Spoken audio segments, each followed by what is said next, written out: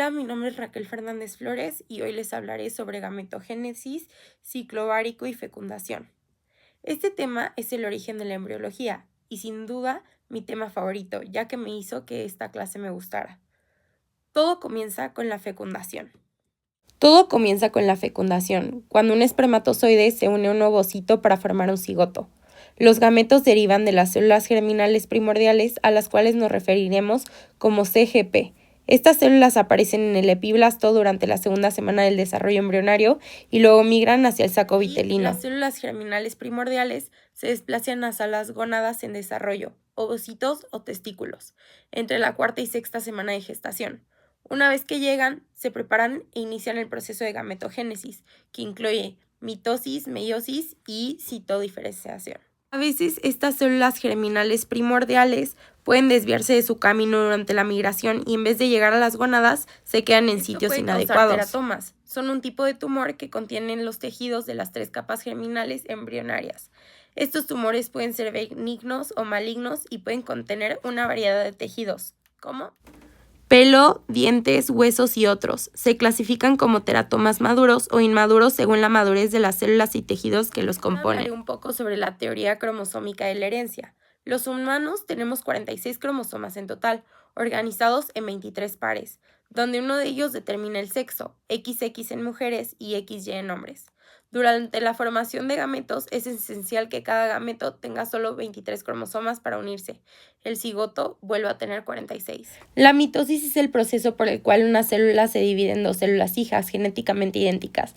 Las fases son: interfase, en esta se duplica el ADN; profase, los cromosomas se condensan; la prometafase, se rompe la envoltura nuclear; en la metafase, los cromosomas se alinean en el centro; en la anafase, las cromátidas hermanas se separan; y en la telofase y citocinesis se forman 2 células hijas idénticas a la madre. Y en la meiosis ocurre solo en células germinales. Este objetivo tiene reducir el número de cromosomas a la mitad para formar gametos haploides en 23 cromosomas. Consta de 2 divisiones. La primera división meiótica es que los cromosomas homólogos se emparejan, se intercambian fragmentos de cromosomas, esto se llama entrecruzamiento, lo que genera variabilidad genética. Luego los cromosomas homólogos se separan y se forman 2 células hijas con 23 cromosomas duplicados. Y la segunda división meiótica, se separan las cromátidas hermanas, así resultando 4 hijas de células haploides, cada una con 23 cromosomas. Ahora hablaré sobre ovogénesis. Una vez que las células germinales primordiales llegan a la gónada femenina, se convierten en ovogonias por mitosis. Este proceso ocurre en el embrión antes del nacimiento.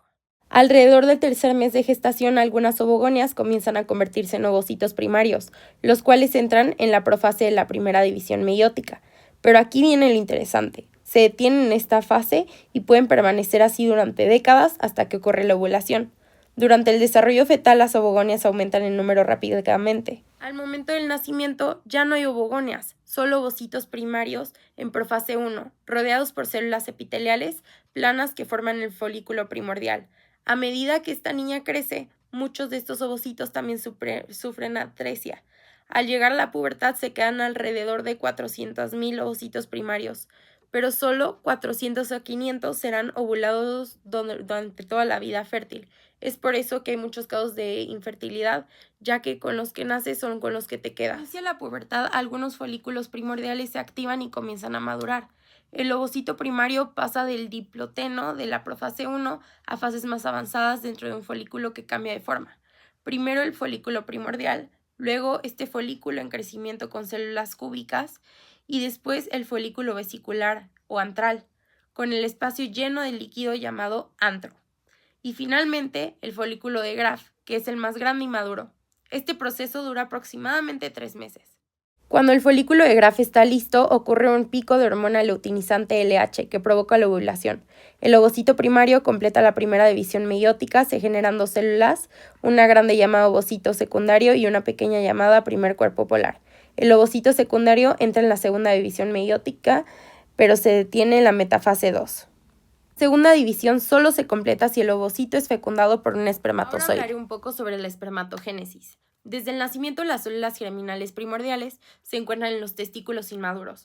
formando parte de los cordones sexuales. Cuando llegan a la pubertad, estos cordones se transforman en tubos seminíferos. Las células germinales primordiales dan lugar a los espermatogonias tipo A, que marcan el inicio de toda la espermatogénesis. Estas células están rodeadas por células de Sertoli que las protegen, nutren y regulan su desarrollo. Las espermatogonias tipo A se dividen por mitosis. Algunas permanecen como reserva y otras se convierten en espermatogonias tipo B, que inician la diferenciación. Estas tipo B se dividen y se convierten en espermatocitos primarios. Estos entran en la primera división meiótica, dando lugar a 2 espermatocitos secundarios. Luego, cada espermatocito secundario sufre la segunda división meiótica formando espermátides. Las espermátides maduran para convertirse en espermatozoides funcionales. Este proceso se llama espermiogénesis o espermioteliosis. Incluye formación de acrosoma, condensación del núcleo, formación del cuello y la cola para la movilidad y eliminación del citoplasma sobrante. Si hablamos de gametos, es importante recordar que hay algunos casos de gametos anormales. En el caso femenino puede haber ovocitos con más de un núcleo e incluso más de un ovocito por folículo, lo que puede originar gemelos o degeneración. Y en los hombres hay muchos espermatozoides fallidos. Bueno, más bien con mutaciones. Tienen defectos en la cola, sin acrosoma, defectos en la cabeza, en el cuello, entre otros. Un poco sobre el síndrome de Turner. Esta es una alteración cromosómica que afecta solo a las personas con sexo femenino. Se caracteriza por la ausencia total o parcial de un cromosoma X, lo que impide un desarrollo normal de algunas características sexuales y del sistema reproductor. Durante la embriogénesis, el sexo genético se define en el momento de la fecundación. Una célula normal femenina es de 46XX, pero en el síndrome de Turner ocurre ya sea monosomía X completa, que es que el embrión sexual tiene solo un cromosoma X, también está que algunas células tienen cariotipo normal y otras no, y después que el cromosoma X está completamente incompleto. Algunas de las características de este síndrome es que hay estatura baja, cuello alado y tórax en escudo, ovarios disgenéticos, ausencia de menstruación y desarrollo mamario escaso. Pues está el síndrome de Down, mejor conocido en el área médica como la trisomía 21. Es una alteración en el número de cromosomas. Hay 3 copias del cromosoma 21 en lugar de 2. Esto ocurre durante la meiosis, que es el proceso de formación de óvulos y espermatozoides. Se produce un gameto con 2 copias del cromosoma 21 y si ese gameto se une con uno normal, el embrión tendrá 3 copias de los cromosomas. Puede haber que el cromosoma 21 se une a otro y también puede que algunas células tienen trisomía 21 y otras no, afectando así el neurodesarrollo, la morfología facial, formación cardíaca y digestiva, tono muscular. El corazón puede haber errores, en la cara y el cráneo anomalías, y miembros y tallas a hipotonía, dedos cortos y pliegue palmar único. Sobre el ciclo ovárico y la ovulación. Cuando llega la pubertad, los ciclos ováricos inician bajo el control del eje hipotálamo, hipófisis, ovario. El GnRH estimula la secreción de 2 hormonas clave, FSH, que estimula el crecimiento de los folículos ováricos, y la LH, que desencadena la ovulación. Cada ciclo tiene entre 15 y 20 folículos primordiales, comienzan a madurar, pero solo uno generalmente llega a la ovulación, el resto se degenera por atresia. La FSH estimula las células de la granulosa y de la teca interna que empiezan a producir estrógenos. El aumento de estrógenos provoca un pico de LH, lo que activa enzimas como colagenasas, aumenta presión intrafolicular y rompe el folículo y permite que el ovocito salga.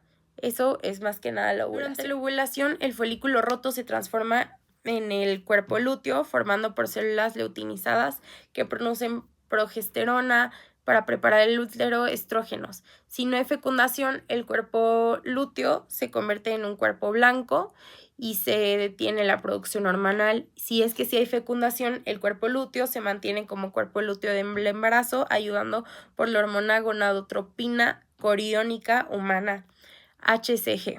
El transporte del ovocito es que en las fimbrias de la tubo-uterina capturan el ovocito liberado y lo conducen hacia la ampolla de la trompa, donde ocurre la fecundación. Este transporte es facilitado por cilios de epitelio tubárico, contracciones musculares peristálticas y ya.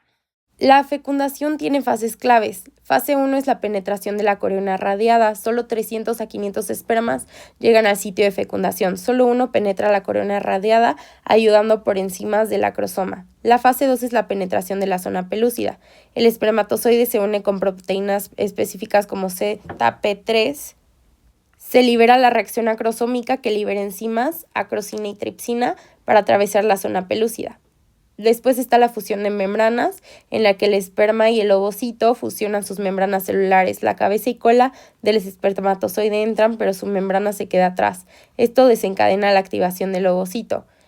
Bueno, hay varias formas de bloqueo de la polispermia. Una de las más comunes es la reacción cortical, que modifica la zona pelúcida, y el endurecimiento de la zona, evitando que otros espermas entren.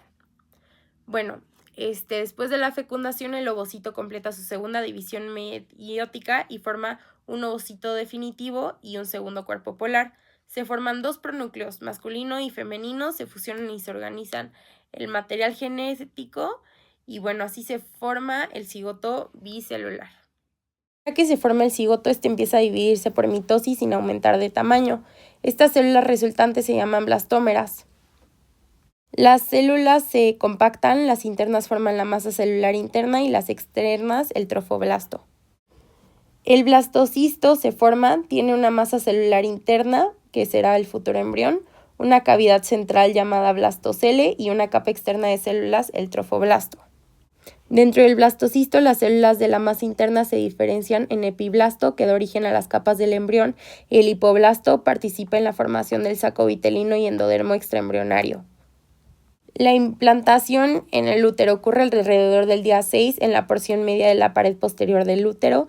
El trofoblasto invade el endometrio con ayuda de moléculas de adhesión, integrinas, laminillas, fibronectina.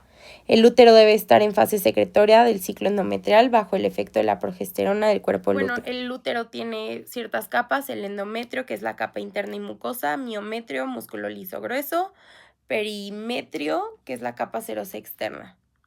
Bueno, las fases del ciclo endometrial la primera es la fase folicular o proliferativa, influenciada por estrógenos, regeneración postmenstrual. Y bueno, está la fase secretora por progesterona del cuerpo lúteo. El endometrio se prepara para la implantación, y la fase menstrual, que si no hay fecundación, el endometrio funcional se desprende, así generando lo que llamamos nosotros la menstruación. Los resultados de la fecundación es que se restaura el número de haploide, se determina el sexo genético del embrión y se inicia la segmentación y desarrollo embrionario. Hoy en día tenemos muchos métodos de anticoncepción, que están los métodos de barrera como condón, diafragma, espermacidas, métodos hormonales, anticonceptivos orales, está el DIU, que impide la implantación, el PAE previene la ovulación y fecundación, esterilización, ligadura de trompas o vasectomía. También está la píldora anticonceptiva masculina en investigación. Gracias por su atención. Espero que haya sido comprensible mi explicación. Y listo.